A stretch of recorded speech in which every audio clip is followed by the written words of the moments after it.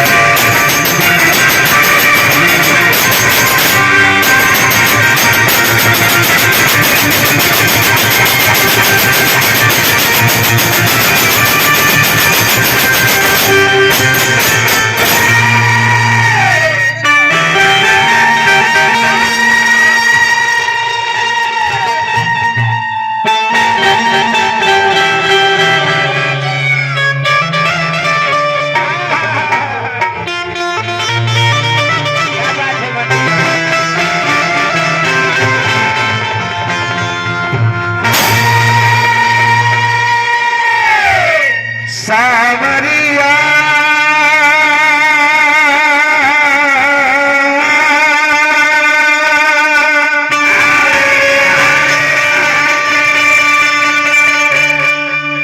सावरिया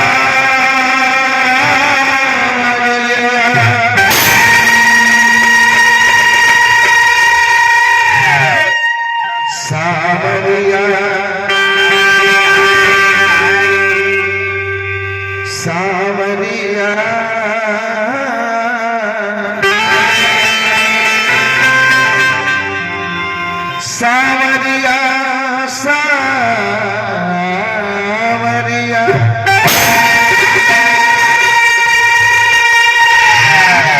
सावरिया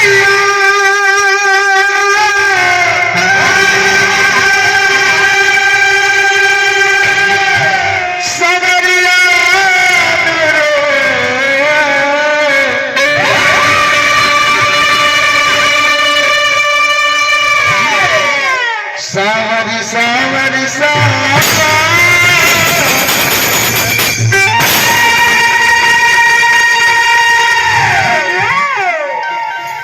गौरी गणेश जी के विष्णु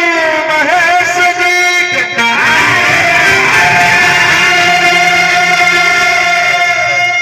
बंदन करत बान शारदा जी माई के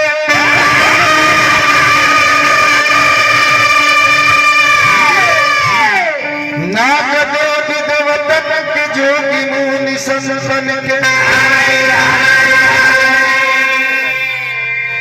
5 मिनट के 4 बंदन करत बानी कुंवरा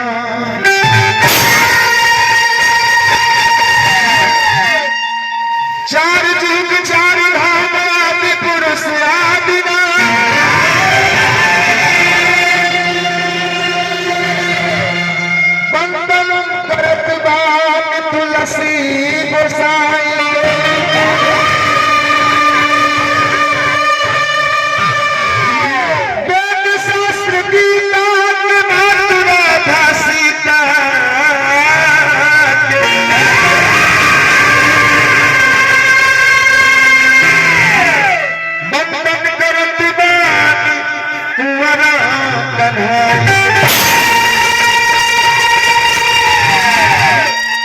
कमल से बोरी से ही हर जोरी बा हिंदू मुसलमान और सिख ईसाई के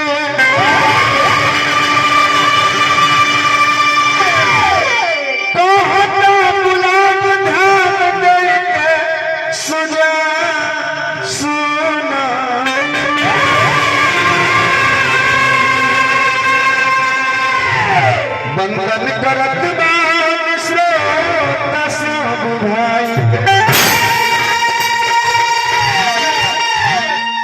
कहे से कि गवैया से बोल आधार सुनवैया होले हमनी के स्वार्थ बस एक गाँव में ओ गाँव में घूमत बनी जा दो पैसा के स्वार्थ बा कैसे रात रात भर जागत नहीं जा बाकी हमनी ले बोल ले रवा सब है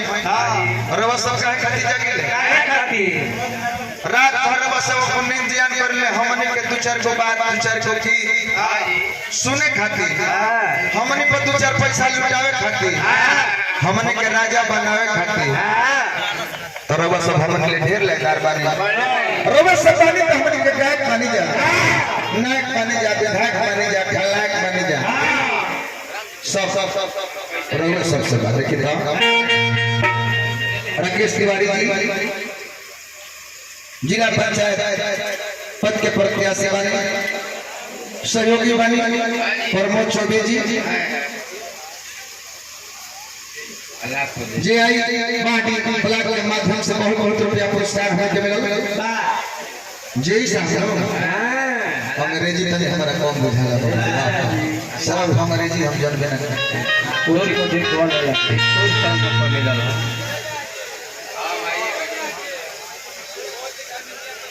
हम कहले कहनी हम जान गए वहां सबके जगह मिल रहे तो बैठ गए सब है